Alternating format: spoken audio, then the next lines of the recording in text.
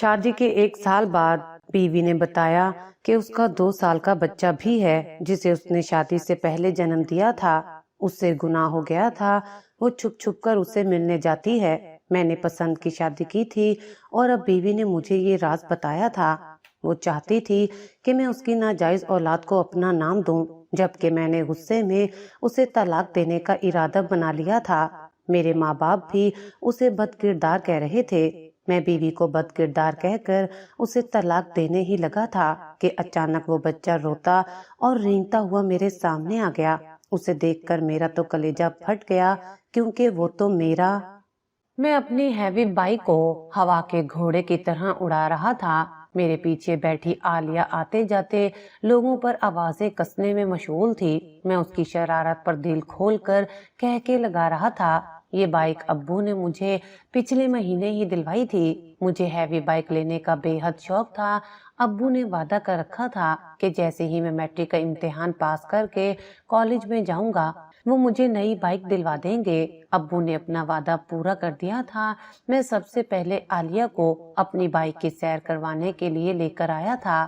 عالیہ اور میری دوستی کی شروعات کالج میں ہوئی تھی۔ وہ بھی میری طرح شوخ مزاج رکھتی تھی۔ اس کے ابا کا چلتا کاروبار تھا اور وہ ایک ماڈرن لڑکی تھی۔ مجھے اس کی جس خوبی نے سب سے زیادہ متاثر کیا تھا وہ اس کا اعتماد تھا۔ وہ مغربی کپڑے پہن کر بغیر دوپٹے کے باہر نکلتی تو اپنے ارد گرد موجود لڑکوں کو شدید متاثر کر جاتی تھی۔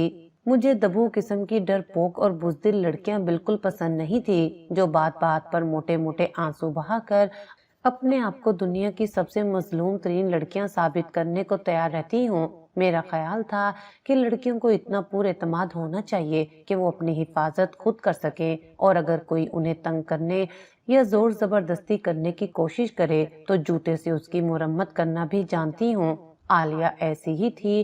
کالج میں پہلے دن ہی اس نے موٹے اسد کو تھپڑ دے مارا تھا، اور اسد تو مارے شرم کے دوبارہ کبھی اس کے سامنے سے بھی نہ گزرا تھا۔ کالج میں عالیہ کی دہشت پھیل چکی تھی۔ سب لڑکے ڈر کے مارے اس سے بات تک نہ کرتے تھے، جبکہ میں اس سے متاثر ہو گیا تھا، اور یوں میری اور اس کی دوستی ہو گئی تھی۔ ویسے تو میرا حلقہ احباب میں بہت سی لڑکیاں شامل تھیں، بلکہ در حقیقت میرے دوستوں میں زیادہ تعداد لڑکیوں کی ہی تھی۔ مجھے لڑکیوں سے دوستی کرنا اور ان کے ساتھ وقت گزارنا بے حد پسند تھا، پر مجھے شرماتی ہوئی لڑکیاں سخت بری لگتی تھیں۔ میں اپنی شوخی میں موٹر بائک پوری رفتار سے دوڑائی چلا جا رہا تھا کہ سامنے سے آتے سبزیوں کے ٹھیلے والے کو نہ دیکھ پایا تھا۔ میں نے اپنی بائک کو بریک لگانے کی کوشش کی تھی، مگر میں ناکام رہا اور بائک سیدھی جا کر ٹھیلے سے ٹکرا گئی تھی۔ میں اور عالیہ بڑی مشکلوں سے گرتے گرتے بچے تھے، جبکہ ٹھیلے والا نیچے گر چکا تھا اور اس سے بری طرح چوٹ لگی تھی۔ میں ہونکوں کی طرح نیچے گرے اس زخمی آدمی کو دیکھ رہا تھا۔ عالیہ نے میرے کندھے پر ہاتھ مار کر مجھے بائک بھگانے کا اشارہ کیا تھا۔ میں یکدم ہی ہوش میں آیا اور بائک بھگاتا ہوا دور لے گیا تھا، جبکہ پیچھے ٹھیلے والے کی آہو بکا جاری تھی۔ میرا نام شہباز ہے۔ میں اپنے امیر ماں باپ کی بگڑی ہوئی اولاد تھا۔ میرے ڈیڈ انکم ٹیکس میں آفیسر تھے۔ انہوں نے پیسہ کمانے میں کبھی حلال حرام کا خیال نہیں رکھا تھا۔ ان کا کہنا تھا کہ پیسہ کمانا جتنا مشکل کام ہے، اگر حق حلال کے چکروں میں پڑیں گے تو ساری زندگی سسک سسک کر ہی گزر جائے گی۔ وہ اپنے ان نادر خیالات کا اظہار اپنے دوستوں کے سامنے ہی کیا کرتے تھے، جبکہ ہم بھائیوں کے سامنے وہ نیک والدین کا لبادہ اوڑے رکھتے تھے۔ میں گھر میں سب سے چھوٹا تھا۔ مجھ سے بڑے 2 بھائی تھے۔ ایک بھائی جو بیرون ملک پڑھنے گئے تو وہیں کے ہو کر رہ گئے اور کبھی واپس لوٹ کر نہ آئے تھے۔ انہوں نے وہیں شادی کر رکھی تھی اور ان کے 2 پیارے انگریزوں جیسے بچے بھی تھے، جبکہ مجھ سے بڑے بھائی کو ابو نے حال ہی میں کاروبار سیٹ کروا کر دیا تھا۔ ابو کا کہنا تھا کہ ان کی نوکری آج ہے تو کل نہیں، لہٰذا ابو کی نوکری جانے تک ان کے بیٹوں کے پاؤں جمے ہوں تو انہیں تسلی رہے گی۔ ہم بھائیوں کو بگاڑنے میں ابو کا بڑا ہاتھ تھا۔ وہ ہماری ہر جائز ناجائز خواہش پوری کر دیا کرتے تھے۔ اماں بھی کافی کھلے خیالات کی مالک تھیں، جن فرمائشوں کو پورا کرنے میں ابو چون چنا سے کام لیتے، اس کے لیے ہم اماں کو آگے کر دیا کرتے تھے، اور ابو کی یہ مجال نہیں تھی کہ وہ اماں کی کسی بات سے اختلاف کریں۔ اماں کچھ NGOs کے کام لیا کرتی تھی، وہ اپنے سماجی معاملات کے سلسلے میں گھر میں کم ہی دکھائی دیتی تھی۔ میں بچپن سے ہی بڑا ضدی تھا۔ اماں ابو نے ہمیشہ میری ضد کے آگے ہتھیار ڈالے تھے۔ اب تو مجھے اپنی بات منوانے کی عادت پڑ چکی تھی۔ میں جس چیز پر ہاتھ رکھتا تھا اماں ابو مجھے لازمی لے دیا کرتے تھے۔ ایک دن میں اپنے دوستوں کے ساتھ آوارہ گردی کرنے میں مصروف تھا۔ ہم ایک بائک پر 3 لڑکے تھے، جبکہ ساتھ دوسری بائک پر 2 لڑکے سوار تھے۔ ہم مستیاں کرتے اپنی دھن میں سوار تھے۔ لڑکیوں کی کالج کی چھٹی کے وقت معصوم لڑکیوں کو دیکھ کر ہمارے دل مچل گئے تھے۔ دوسری بائک پر سوار میرے دوست لڑکیوں کے ایک گروہ کے پیچھے لگ گئے جو کالج سے نکل کر پیدل ہی اپنے گھر کی طرف گامزن تھی۔ میں نے بھی اپنی بائک اپنے دوستوں کی بائک کے پیچھے لگا دی تھی۔ ان لڑکیوں کا گھر کالج سے کافی دوری پر معلوم ہوتا تھا کیونکہ وہ لڑکیاں کافی دیر سے چلتی چلی جا رہی تھیں۔ میرے دوست ان پر آوازیں کسنے اور انہیں تنگ کرنے کی کوشش کر رہے تھے، جبکہ وہ بھی ان کا دو بدو جواب بڑی شوخی سے دے رہی تھی۔ وہ لڑکیاں اپنے گھر جانے کی بجائے ایک پارک کی طرف بڑھ گئی تھیں۔ ہم بھی اپنی بائک کھڑی کر کے اندر داخل ہو گئے تھے۔ وہ پارک کے کونے میں بیٹھی کچھ گپیوں میں مصروف تھیں۔ یقیناً ان کا مقصد یہی تھا کہ ہم ان کے قریب جا کر ان سے راہ و رسم بڑھا سکیں۔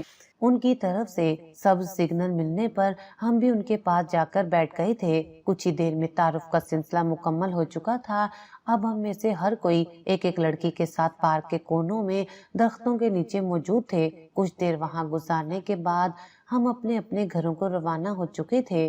مجھے ان میں سے جو لڑکی پسند آئی تھی اس کا نام بینش تھا۔ وہ ان میں سب سے زیادہ پر اعتماد اور پیاری تھی۔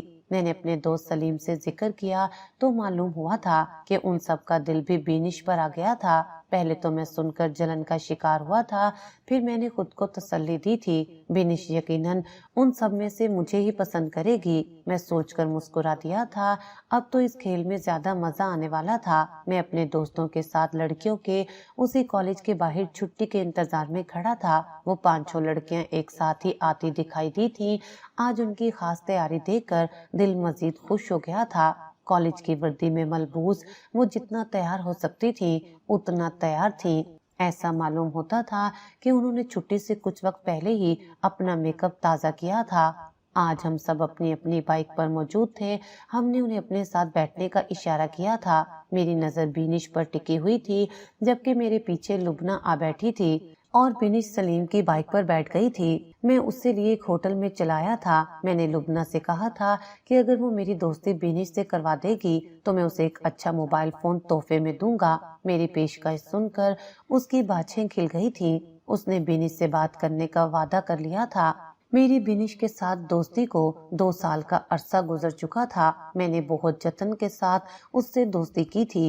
مجھ سے دوستی کے بعد بھی کافی عرصے تک سلیم اس کے پیچھے پڑا رہا تھا، پر میں نے کسی نہ کسی طرح اس کا دل جیت لیا تھا اور وہ سلیم کو دھوکہ دے کر میری ہو کر رہ گئی تھی۔ سلیم غصے میں مجھے بھی دھمکی لگا چکا تھا کہ وہ مجھے برباد کر دے گا اور میں نے اس کو غصے سے دھکا دے کر نیچے گرا دیا تھا۔ میں نے اپنی اور سلیم کی دوستی کی قربانی تو دے دی تھی، مگر میں نے بینش کو نہیں چھوڑا تھا اور آج 2 سال بعد بھی ہم اکٹھے تھے۔ ایسا نہیں تھا کہ بینش کے لیے میں نے باقی لڑکیوں کو چھوڑ دیا تھا۔ ان پچھلے 2 سالوں میں اور بھی بہت سی لڑکیاں میری زندگی میں آئی اور گئی تھیں، مگر بینش میرے دل کے کسی کونے میں اپنی جگہ برقرار رکھے ہوئے تھی۔ اسے اس بات کی پرواہ نہیں تھی کہ میں اور لڑکیوں سے بھی دوستی رکھے ہوئے تھا۔ وہ کہتی تھی کہ اسے معلوم تھا کہ میں کسی اور کے لیے اسے نہیں چھوڑ سکتا تھا اور مجھے اس کا یہ اعتماد ہی پسند تھا۔ وہ ڈنکے کی چوٹ پر بات کیا کرتی تھی اور سامنے والے کو اپنے واضح الفاظ سے چاروں خانے چت کر دیتی تھی۔ مجھے لگتا تھا کہ میں اس کے ساتھ زندگی گزارنے کے بارے میں سنجیدگی سے سوچ سکتا تھا۔ ابو نے میرا ماہانہ جیب خرچہ کافی بڑھا دیا تھا۔ میں دل کھول کر بینش پر پیسے خرچ کیا کرتا اور وہ بہت خوش ہو جاتی تھی۔ وہ ایک عام سے عزت دار گھرانے سے تعلق رکھتی تھی۔ اس کے والد کا بھی اپنا کوئی چھوٹا سا کاروبار تھا جس سے مہینے کا گزارا ہو جایا کرتا تھا، جبکہ بینش کو ایک اچھی زندگی گزارنے کا شوق تھا، تبھی تو وہ اب تک میرے ساتھ تھی۔ تم مجھ سے شادی کرو گے کہ نہیں؟ ایک دن کھانے کے دوران اس نے مجھ سے پوچھا تھا، جبکہ میں اس کا سوال سن کر چونک گیا تھا آج سے پہلے اس نے شادی کے متعلق کبھی کوئی بات نہیں کی تھی، تو کیا وہ مجھ سے شادی کی خواہش مند تھی؟ در حقیقت میں نے خود ابھی اپنی شادی کے بارے میں نہیں سوچا تھا، کیونکہ ابھی فی الحال نہ تو میرا شادی کا کوئی ارادہ تھا اور نہ ہی میری شادی ہونے کا دور دور تک کوئی چانس تھا۔ میں نے کھنگار کر گلا صاف کرتے اسے دیکھا تھا، وہ دور فضاؤں میں کہیں گھور رہی تھی۔ شاید وہ میرا جواب پہلے سے ہی جانتی تھی۔ وہ دراصل میں نے ابھی ایسا کچھ سوچا نہیں ہے، میں نے وہی کہا تھا جو سچ تھا۔ ہاں جانتی ہوں، پر اس لیے پوچھ رہی ہوں تاکہ میں اپنے مستقبل کے بارے میں سوچ کر رکھوں، تمہاری آس پر بیٹھی بوڑھی نہ ہو جاؤں۔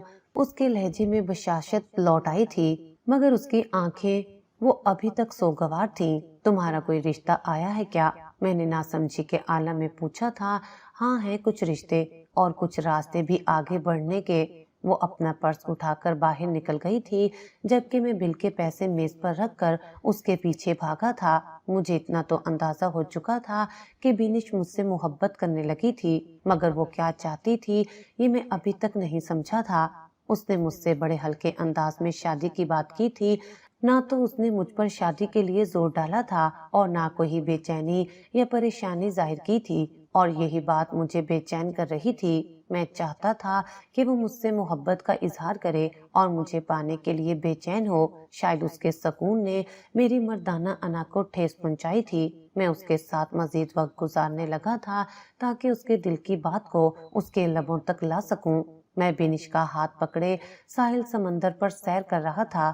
آج میرا کالج کا آخری دن تھا۔ کالج سے واپسی پر میں بینش کے کالج سے اسے اپنی بائک پر بٹھا کر ساحل سمندر پر لے آیا تھا۔ ارد گرد کا موسم بے حد سہانا تھا، ٹھنڈی ہوا ماحول کو مزید خوشگوار بنا رہی تھی۔ میرا کالج کا آخری دن بہت اچھا رہا تھا۔ میں نے اپنے دوستوں کے ساتھ مل کر آج خوب مزے کیے تھے۔ بینش میرا گھر دیکھنے کی خواہش رکھتی تھی۔ اس نے ایک دو بار مجھ سے اس خواہش کا اظہار کیا تھا۔ آج گھر میں کوئی موجود نہیں تھا۔ اماں اپنی NGO کے ساتھ، جبکہ ابو اور بھائی اپنے کاروبار کے سلسلے میں شہر سے باہر گئے ہوئے تھے۔ بینش کو گھر دکھانے کا اچھا موقع تھا۔ میں سمندر سے واپسی پر اسے اپنے گھر لے آیا تھا۔ بینش میرا گھر دیکھ کر شدید متاثر ہو چکی تھی۔ اس کا منہ کھلا اور آنکھیں پھٹی رہ گئی تھی۔ میں اسے اپنے کمرے میں لے گیا تھا۔ ہم نے بہت اچھا وقت ایک ساتھ گزارا تھا۔ واپسی پر میں اسے اس کی گلی کی نکڑ تک چھوڑایا تھا۔ میں تیزی سے دروازہ کھول کر اندر داخل ہوا تو سامنے سے آتی لڑکی سے ٹکرا گیا تھا۔ اس کے ہاتھ میں پکڑی چیزیں زمین پر جا پڑی تھیں۔ میں چیزیں اٹھانے کو جھکا تھا، وہ بھی زمین پر بیٹھ کر نیچے پڑی چیزیں سمیٹ رہی تھی۔ اس نے نظر اٹھا کر میری طرف دیکھا تھا، میں وہیں اس کی نظر میں قید ہو گیا تھا۔ اس کی چمکتی سنہری آنکھیں مجھے اپنے سحر میں مبتلا کر چکی تھیں۔ اس کی شفاف رنگت اور اس پر معصومیت میرا دل لے اڑی تھی۔ وہ اپنی چیزیں سمیٹ کر انجان بن کر چل دی تھی۔ آج میرا دفتر میں پہلا دن تھا۔ میں اپنی پڑھائی مکمل کر چکا تھا۔ ابو نے مجھے پہلے دن ہی بھائی کے کاروبار میں شامل ہونے کا مشورہ دیا تھا۔ ابو، ابھی تو میں اتنے سالوں کی پڑھائی کے بعد فارغ ہوا ہوں، ابھی میں کچھ عرصہ آرام کرنا چاہتا ہوں۔ میں نے ابو کو وضاحت دی تو وہ مسکرا دیے تھے۔ چلو ٹھیک ہے، جب تمہارا دل کرے بھائی کے دفتر چلے جانا۔ میں نے سوچا تھا کئی دن خوب آرام اور سیر و تفریح کروں گا، مگر میں چند دن میں ہی بیزار ہو گیا تھا، اس لیے میں بھائی کے دفتر آ پہنچا تھا اور دفتر میں سب سے پہلی ملاقات اس پری سے ہو گئی تھی۔ چلو اچھا تھا، میرا بھی دل دفتر کے کاموں میں لگ جائے گا۔ میں اپنی سوچ پر خود ہی ہنس دیا تھا۔ بھائی نے مجھے کاروباری کاموں میں الجھا دیا تھا۔ میں کاروباری معاملات جلدی سمجھ گیا تھا۔ سنہری آنکھوں والی اس لڑکی کا نام سدرا تھا۔ سدرا میرے ہی ماتحت کام کرتی تھی۔ وہ ایک دبوسی لڑکی تھی جو بات کرنے سے پہلے بھی 10 مرتبہ سوچتی تھی اور بات کے دوران اکثر ہکلا جاتی تھی۔ اس میں بھولی صورت کے علاوہ کچھ بھی خاص نہیں تھا۔ ایسی لڑکیاں کبھی آگے نہیں بڑھ سکتی، ان کی سوچ ہی انہیں آگے نہیں بڑھنے دیتی۔ میرا جلد ہی اس سے دل اکتا گیا تھا، پھر بھی میں اس کے ساتھ اچھا وقت گزارنے کی کوشش کرتا تھا۔ صاحب جی، کوئی لڑکی آپ سے ملنا چاہتی ہے۔ میں کھانے کی میز پر اماں، ابا اور بھائی کے ساتھ موجود تھا۔ بھائی ابو کو میری کارکردگی کے متعلق آگاہ کر رہے تھے۔ میں اپنی تعریفیں سن کر لطف اندوز ہو رہا تھا۔ میں نے ڈش میں موجود گرما گرم بریانی پلیٹ میں نکال لی تھی کہ ملازم نے مجھے کسی لڑکی کے گھر آنے کے متعلق بتایا تھا۔ अम्मा अब्बा और भाई तीनों ने सर उठाकर मुझे देखा था। अम्मा अब्बा का तो पता नहीं, पर भाई को मेरी लड़कियों के साथ दोस्ती के शौक के मुतल्लिक मालूम था। मैं जितना भी आजाद ख्याल सही, पर मैंने कभी किसी लड़की को घर तक आने की इजाजत नहीं दी थी। ना जाने वो कौन थी जो घर तक आ पहुंची थी। जाओ जाकर देख लो कौन आया है। मैं अब्बू की आवाज पर उठकर बाहर आ गया था। वो लॉन में रखी कुर्सी पर रुख फेरे बैठी थी। मैं उसके करीब गया तो कदमों की आवाज पर उसने मुझे पलट कर देखा था। वो मुझे देखकर खड़ी हो गई थी। तुम यहाँ क्या कर रही हो? मैंने बेजारी से उससे पूछा था। मुझे तुमसे जरूरी बात करनी थी। हाँ बोलो। मैंने उसे बैठने को भी नहीं कहा था। वो खुद ही कुर्सी पर बैठ गई तो मुझे भी उसके सामने बैठना पड़ा था। मैं कई दिनों से तुमसे राब्ता करने की कोशिश में थी, मगर तुमसे राब्ता नहीं हो रहा था। वो बोली थी। मैं जानता था उसकी तरफ से आई गई फोन कॉल्स और पैगामात मुझे मिलते रहे थे, मगर मैंने उसे जवाब देना जरूरी नहीं समझा था। मुझे उसे अपना घर नहीं दिखाना चाहिए था। मैं दिल में सोच रहा था, उसे अपने घर लाकर मैंने बड़ी गलती कर दी थी। क्यों राब्ता करना चाहती थी तुम? मैंने बेजारी से पूछा था। मैं हामला हूँ। वो बोली तो मेरे पैरों तले से जमीन निकल गई थी। क्या? ये कैसे मुमकिन था? मैं बेयकीनी से बोला था। जिस दिन मैं उसे अपने घर लाया था, उस दिन नादानी में मैंने उसे अपनी बाहों में भर लिया था, और वो तो खुद भी जैसे तैयार ही बैठी थी। उसने कोई मज़ाहमत नहीं की थी। मैं आंखें फाड़े उसकी शक्ल देख रहा था। ये सब तो मेरे वहमो गुमान में भी नहीं था। क्या पता वो मुझे ब्लैकमेल करने के लिए झूठ बोल रही हो। तुम झूठ तो नहीं बोल रही। मैंने अपनी सोच को अल्फाज दिए तो उसने अपने पर्स से एक पर्चा निकाल कर मेरे सामने रख दिया था। वो उसके हामला होने की रिपोर्ट थी। तुमने उससे पीछा क्यों नहीं छुड़वाया? अब मुझसे इनाम वसूल करने आई हो क्या? मैं गुस्से और झंझलाहट में बोला था। मुझे खुद बहुत बाद में पता चला था, तब तक कुछ नहीं हो सकता था। उसके लहजे में वही हमेशा वाला सुकून था, जबकि मेरा सारा सुकून उड़न छू हो गया था। अब क्या चाहती हो मुझसे? मैंने आवाज को मजीद धीमा करके पूछा था। मुझे लगा था वो मुझसे कुछ पैसों का तकाजा करेगी और चलती बनेगी। चंद लाख तो मैं आसानी से उसके मुंह पे मार सकता था। मेरे घर में अभी किसी को ये बात मालूम नहीं। अगर तुम मेरा साथ दो और मुझसे शादी कर लो तो शादी के बाद हम सब कुछ मिलकर संभाल लेंगे। अगर मेरे घर वालों को पता चल गया तो वो मुझे जान से मार डालेंगे, और खानदान में और सारी दुनिया में मेरी और मेरे घर वालों की कितनी बदनामी होगी। अब की बार वो मेरे सामने हाथ जोड़कर रोती थी। ये तो मैं हमेशा से चाहता था कि वो मुझसे शादी के लिए गिड़गिड़ाकर रोए। अब वो रो रही थी, पर मेरे खुद के ऊपर आसमान गिराकर रोई थी। मुझे खुद कुछ समझ नहीं आ रही थी। बदनामी तो मेरी भी मेरे खानदान में होनी थी। एक बात तो वाज़ेह थी कि मुझे उससे शादी करने में कोई दिलचस्पी नहीं थी, और वही मैंने उससे कह दिया था कि मैं उसकी मदद सिर्फ पैसों से कर सकता था। अव्वल तो मैं नहीं मानता कि मेरा ही बच्चा है। दूसरा, अगर तुमने इस बात का ढिंढोरा पीटा और मेरे घर वालों में से किसी को कुछ बताया तो तुम जानती हो तुम्हारा क्या हश्र होगा। मैंने उसे बड़ी वाज़ेह धमकी देकर चलता किया था। मैंने उस बारे में घर में किसी से कोई जिक्र नहीं किया था, पर मैं अंदर से बहुत खौफजदा था। ये इतनी छोटी बात नहीं थी कि हमेशा छुपी रहती। एक न एक दिन तो सबको पता चलना ही था। उस दिन के बाद से बिनिश ने दोबारा कोई राब्ता नहीं किया था। मैं भी उसकी खामोशी पर कुछ मुतमईन हो गया था। मेरे करीबी दोस्त की शादी मुकर्रर हो चुकी थी। मैं अपने लिए कुछ कपड़े जूते लेने शॉपिंग प्लाजे में आया था। मैं जूतों की दुकान पर दाखिल हुआ तो अपने हाथ में पकड़ा लिफाफा काउंटर पर रख दिया था। मैं घूम फिर कर कुछ देर जूते देखता रहा था, मगर मुझे कोई भी जूता पसंद नहीं आया था। मैं काउंटर से अपना थैला उठाता बाहर निकल आया था। सुनिए, रुक जाइए। मुझे अपने पीछे एक खूबसूरत सी आवाज सुनाई दी तो मैं रुक गया था। मैंने पलट कर देखा था। नकाब में मौजूद वो लड़की मेरी तरफ ही मुतवज्जा थी। उसने हिजाब पहन रखा था, जिसमें उसका सर और जिस्म का ज्यादा हिस्सा ढका हुआ था, जबकि उसने चेहरे पर मास्क लगा रखा था, जिसकी वजह से उसका चेहरा छुपा हुआ था। वो मेरी तरफ ही देख रही थी। मैं जिंदगी में पहली बार उससे मिला था। ना जाने वो कौन थी और उसे मुझसे क्या काम था। जी फरमाइए, मैंने नरम लहजे में उसी के अंदाज में आहिस्तगी से जवाब दिया था। वो आप शायद मेरा थैला लेकर आ गए हैं।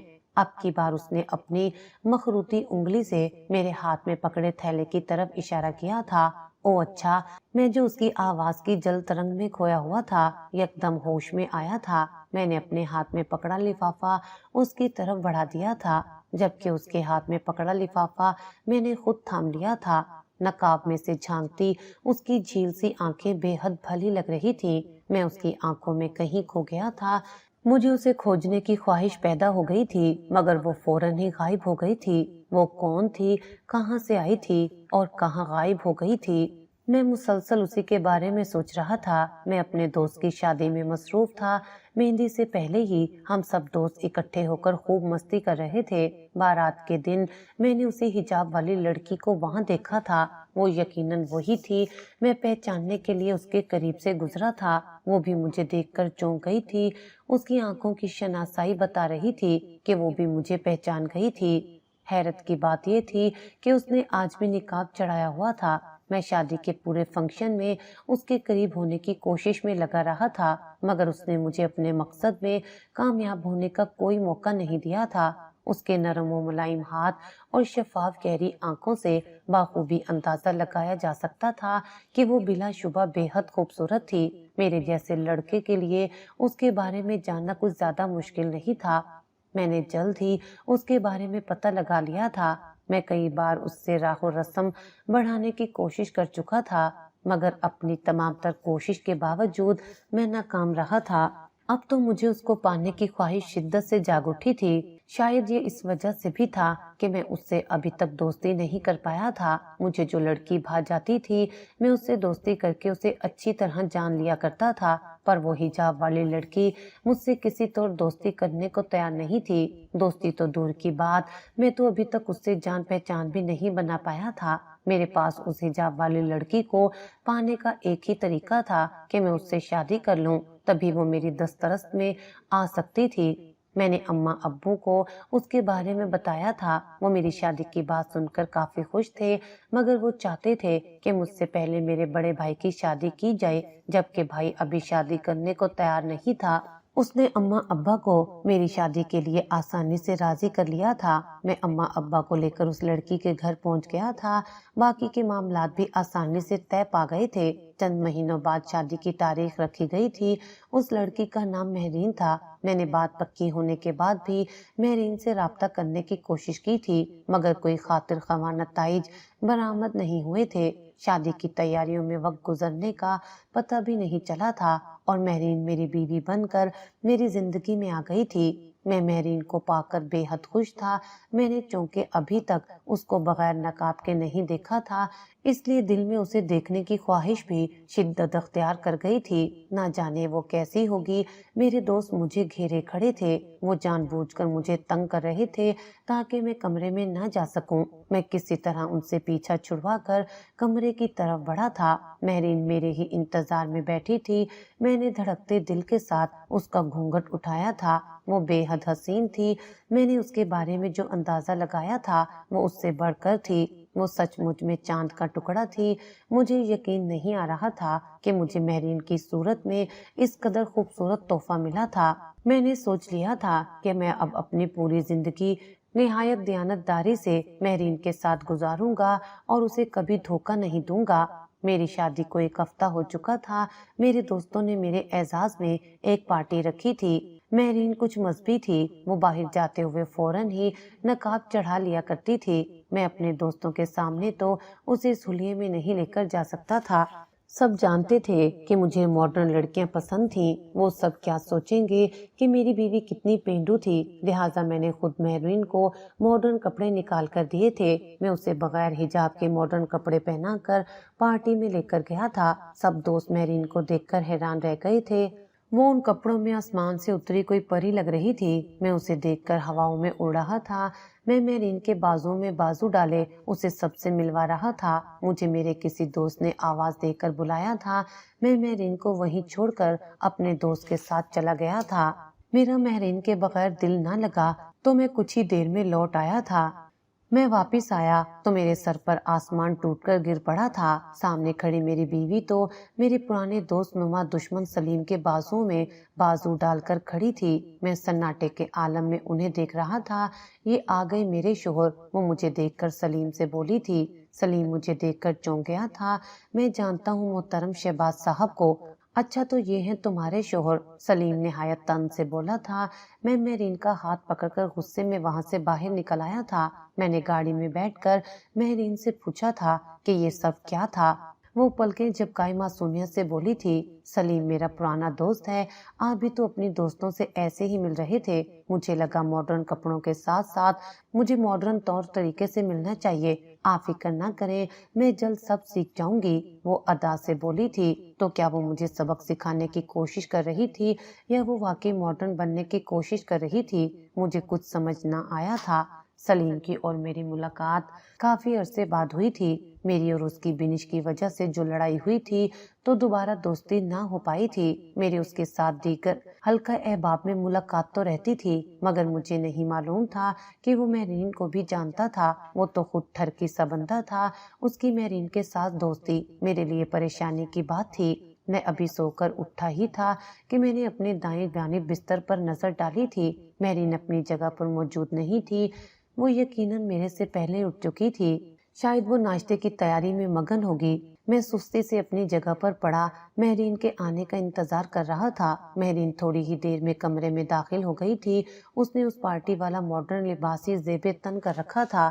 اس کے لمبے بال شانوں پر پھیلے ہوئے تھے۔ وہ مجھ پر ایک نظر ڈال کر آئینے کے سامنے کھڑی ہو کر اپنی تیاری کا جائزہ لے رہی تھی۔ کہاں جا رہی ہو؟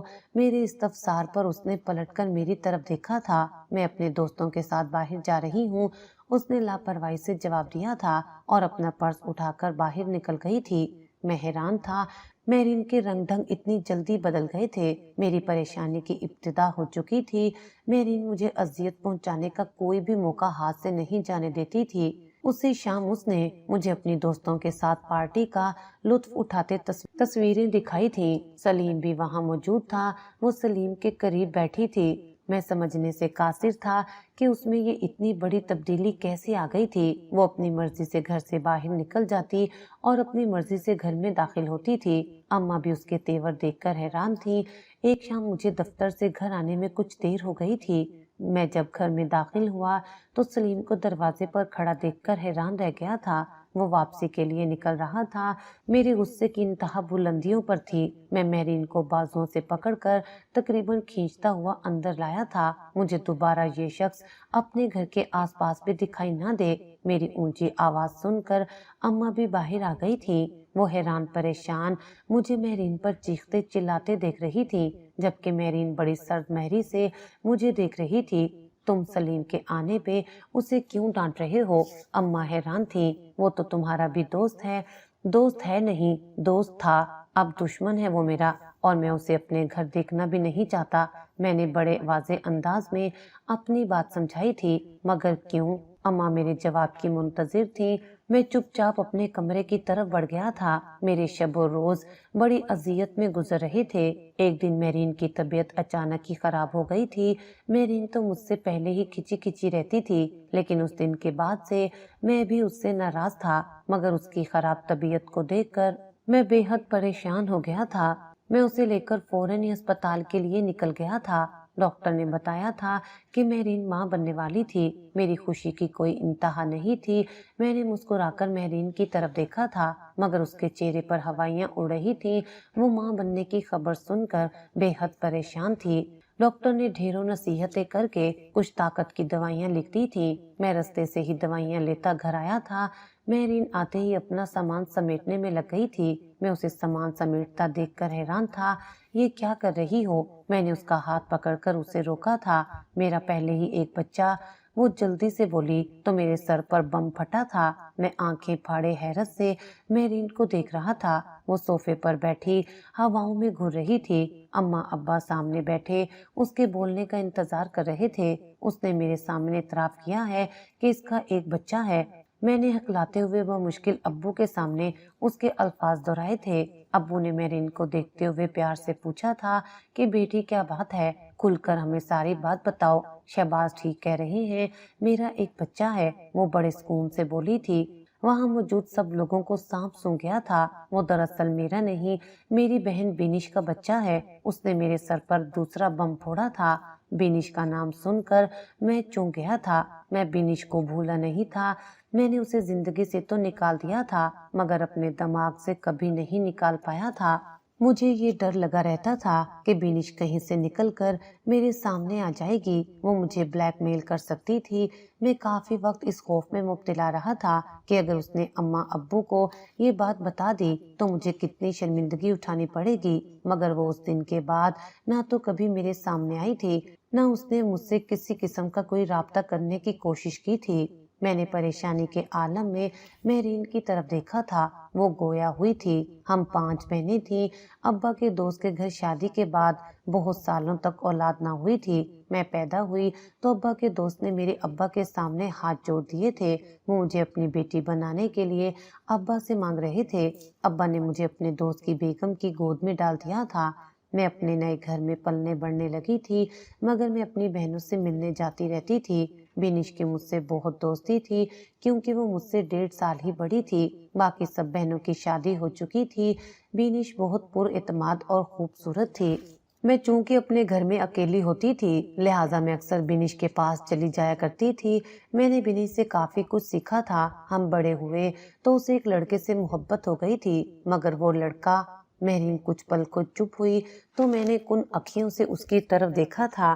اس کی نظریں مجھ پر ہی جمی تھیں۔ وہ لڑکا بینش کے ساتھ شاید وقت گزاری کر رہا تھا۔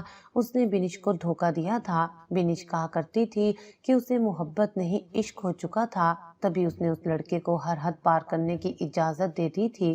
بینش حاملہ ہوئی تو اسے کچھ سمجھ نہ آیا تھا کہ اب وہ کیا کرے، لہٰذا وہ اسی لڑکے کے پاس اس امید سے گئی تھی کہ شاید وہ اس کی کچھ مدد کر سکے، مگر اس لڑکے نے بینش کو ذلیل کر کے وہاں سے نکال دیا تھا۔ وہ بینش سے بیزاری کا اظہار کر رہا تھا۔ بینش یہ سب برداشت نہ کر سکی تھی۔ گزرتے وقت کے ساتھ سب پر بینش کی حالت عیاں ہوتی گئی تھی۔ سب بینش کو برا بھلا کہتے، اس لڑکے کے بارے میں معلوم کرنے کی کوشش کر رہے تھے، مگر بینش نے اس کا نام اپنی زبان پر نہیں آنے دیا تھا۔ اس کا کہنا تھا کہ میں خود تو بدنام ہو گئی ہوں مگر اس کو رسوا نہیں کروں گی۔ بینش نے ایک بیٹے کو جنم دیا تھا، اس نے بچے کو میرے حوالے کیا تھا۔ اس کا کہنا تھا کہ وہ بچے کی جان نہیں لینا چاہتی تھی۔ مجھے اس وقت تو اس کی بات سمجھ نہیں آئی تھی، مگر اگلے دن اس کے کمرے میں اس کی پنکھے سے لٹکی لاش دیکھی تو سمجھ آ گیا تھا۔ وہ اپنے ماں باپ اور جاننے والوں کی نفرت بھری نظریں بے حد مشکل سے برداشت کیے ہوئے تھی۔ وہ بچے کو جنم دے کر سب سوالات ختم کر کے جا چکی تھی۔ بچے کا باپ کون تھا یہ راز بھی وہ اپنے ساتھ لے جا چکی تھی۔ جنہوں نے مجھے لے کر پالا تھا ان کی بھتیجی کی شادی سلیم سے ہوئی تھی۔ وہ ہمارے گھر دعوت پر آئے تو انہوں نے گھر میں میرے ساتھ بینش کی تصویر دیکھ لی تھی۔ وہ بینش کے متعلق جان کر حیران تھے۔ مجھے ان کی کچھ باتوں سے اندازہ ہوا تھا کہ شاید وہ جانتے تھے کہ بینش کے ساتھ یہ سب کرنے والا کون تھا۔ میرا رشتہ شہباز کے گھر سے آیا تو سب گھر والوں کو یہ رشتہ پسند آیا تھا۔ سلیم بھائی ان دنوں ملک سے باہر گئے ہوئے تھے۔ وہ جب تک وہ واپس آئے میری شادی شہباز سے ہو چکی تھی۔ شہباز مجھے ایک پارٹی میں لے کر گیا تو مجھے وہاں سلیم بھائی دکھائی دیے تھے۔ میں ان سے وہ راز پوچھنا چاہتی تھی جو وہ اپنے سینے میں دبائے ہوئے تھے۔ انہوں نے مجھے اس شخص کا نام بتایا اور یہ بھی بتایا تھا کہ وہ آج کی پارٹی میں موجود تھا۔ اس کا نام سن کر میرے حواسوں پر بجلی گر گئی تھی۔ میں نے جلدی سے موبائل نکال کر انہیں شہباز کی تصویر دکھائی تھی اور پوچھا تھا کیا وہ شخص یہی تھا۔ سلیم بھائی میرے موبائل میں شہباز کی تصویر دیکھ کر حیران تھے۔ میں نے انہیں بتایا تھا کہ یہ میرا شوہر ہے۔ وہ یہ جان کر کہ شہباز ہی میرا شوہر تھا حیران رہ گئے تھے۔ مجھے پتا تھا کہ آگے مجھے کیا کرنا تھا۔ میں بس شہباز کو تنگ کر کے ان سے سچ اگلوانا چاہتی تھی۔ اگر شہباز کو ماڈرن لڑکیاں پسند تھیں تو اس نے مجھ سے شادی کیوں کی تھی، جبکہ میں تو بالکل ماڈرن نہیں تھی، اور جب میں ماڈرن بنی تو اسے مجھ پر غصہ آنے لگا تھا۔ میں یہی جاننا چاہتی تھی کہ لڑکوں کو وقت گزاری کے لیے تو ماڈرن لڑکی چاہیے ہوتی ہے، لیکن بیوی کے روپ میں انہیں نیک اور شریف لڑکی چاہیے ہوتی ہے۔ شہباز بھی ڈبل سوچ رکھنے والا ایک دوغلا انسان ثابت ہوا تھا۔ بینش کے ساتھ اس نے صرف وقت گزاری ہی کی تھی۔ بینش کو نہ اپنانے کے پیچھے اس کی کوئی مجبوری نہیں تھی۔ بینش کا بیٹا اب 2 سال کا ہے، وہ میرے ہاتھوں ہی پلا بڑا ہے۔ میں نے شادی کے وقت ابا سے کہا تھا کہ وہ لڑکے والوں سے بات کر لیں کہ میں فارس کو اپنے ساتھ لانا چاہتی تھی، پر ابا نے کہا تھا کہ اپنے شوہر سے بات کر کے بعد میں اسے اپنے ساتھ لے جانا، پر اب میں اسے یہاں نہیں لا سکتی کیونکہ شہباز نے تو اسے اپنا ماننے سے بھی انکار کر دیا تھا، اور شہباز اس کی ماں کا قاتل بھی ہے۔ میں نہیں چاہوں گی کہ وہ اپنی ماں کے قاتل کے ساتھ رہے۔ کمرے میں بیٹھے سبھی نفوس دم سادھے اس کی کہانی سن رہے تھے۔ اس کے لبوں سے میرا نام سن کر سب کی نظریں میری طرف اٹھ گئی تھیں، جبکہ میں تو نظریں اٹھانے کے قابل بھی نہیں رہا تھا۔ میں نے بینش کو اس مشکل گھڑی میں اکیلا چھوڑ دیا تھا۔ اگر میں اسی وقت فیصلہ لے کر بینش سے شادی کر لیتا تو اس کی زندگی بھی بچ جاتی اور آج ہمارا بیٹا اپنے ماں باپ کے سائے میں پل رہا ہوتا، مگر میں اس وقت حالات کا سامنا کرنے کی ہمت نہیں کر پایا تھا۔ شاید مجھ میں اتنی سمجھداری نہیں تھی۔ میں گناہ تو کر بیٹھا تھا، مگر میں نے اپنے جرم کو سدھارنے کی بجائے اس پر پردہ ڈالنے کی کوشش کی تھی۔ میں یہ گھر چھوڑ کر ہمیشہ کے لیے جا رہی ہوں۔ مہرین دوبارہ بولی تھی، میں شہباز سے طلاق نہیں چاہتی کیونکہ اب میں شاید ہی کسی مرد پر دوبارہ اعتبار کر پاؤں، مگر میں شہباز کو ہمارے ہونے والے بچے کی کبھی شکل تک نہیں دیکھنے دوں گی۔ یہی شہباز کی سزا ہوگی۔ مہرین اپنا سامان سمیٹ کر جا چکی تھی۔ مجھ سمیت وہاں موجود باقی افراد میں سے بھی کوئی اسے روکنے کی ہمت نہیں کر پایا تھا۔